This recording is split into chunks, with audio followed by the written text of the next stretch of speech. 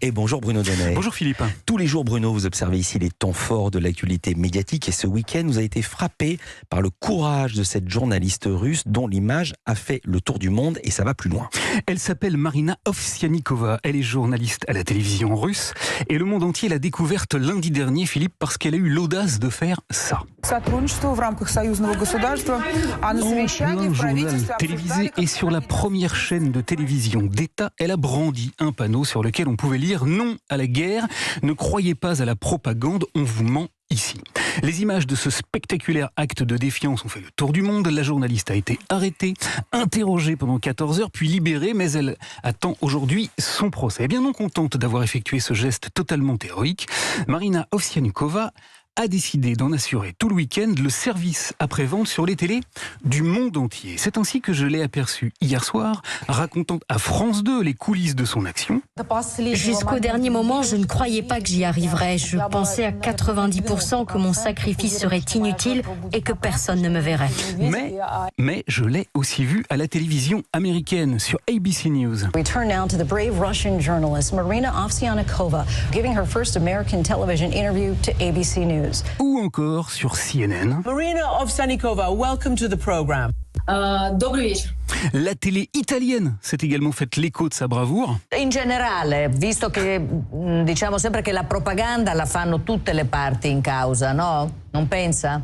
Et j'ai même entendu parler de Marina Ovsiannikova sur Somoy TV, Philippe, une chaîne de télévision qui émet au Bangladesh. Marina Ovsiannikova, পোস্টারে লেখা ছিল যুদ্ধ বন্ধ করুন, প্রপাগান্ডায় বিশ্বাস করবেন না। Et si la journaliste accorde autant d'interviews, c'est parce qu'elle a aujourd'hui deux gros problèmes. Un, le régime russe menace de l'enfermer pendant 15 ans. Et deux, certains l'ont accusé de servir les intérêts de Poutine en s'étant adonné à un geste programmé par le Kremlin. Alors, plus elle parle, plus sa popularité la protège de la prison. C'est en tout cas le pari qu'elle fait et la raison pour laquelle elle raconte à l'envi ce qu'elle a ressenti le 24 février dernier en découvrant sur un banc de montage les images des soldats russes qui envahissaient l'Ukraine. Pour moi, ça a été un choc incroyable. Je ne pouvais ni manger, ni boire, ni dormir. Et à ce moment-là, j'ai eu l'idée de faire une action marquante pour dire au monde entier qu'il y avait des Russes qui étaient contre la guerre. Voilà pour ce qui concerne sa façon de se défendre contre la prison. Et pour ce qui concerne les accusations de complotisme poutinien, eh bien, pour y répondre, il faut en fait faire deux choses. La première est assez facile et consiste tout simplement à écouter ce qu'elle dit du fonctionnement de cette télévision d'État à laquelle elle a collaboré pendant 20 longues années. Toutes les consignes viennent du Kremlin et la direction donne régulièrement des instructions aux employés sur ce qu'il faut dire. Tout le monde le savait, à tel point que mes collègues, quand le journal commençait, ils s'éloignaient de l'écran et coupaient le son.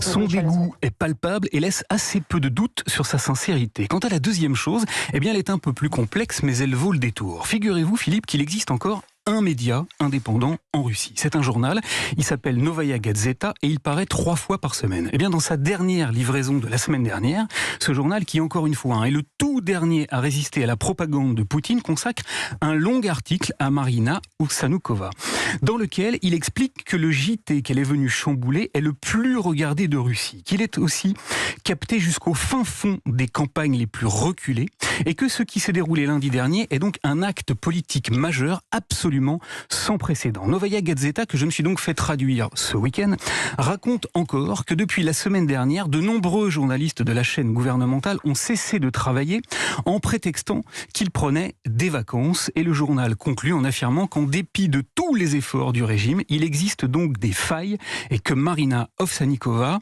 est une résistante de premier plan dont les livres d'histoire retiendront le nom. En Russie, aujourd'hui, la résistance a donc une forme inattendue. Elle est médiatique et elle porte un visage, celui d'une femme de 43 ans qui, sur les murs de la télévision d'État, a osé écrire un nom, vérité. Waouh, merci beaucoup Bruno Donnet. À demain.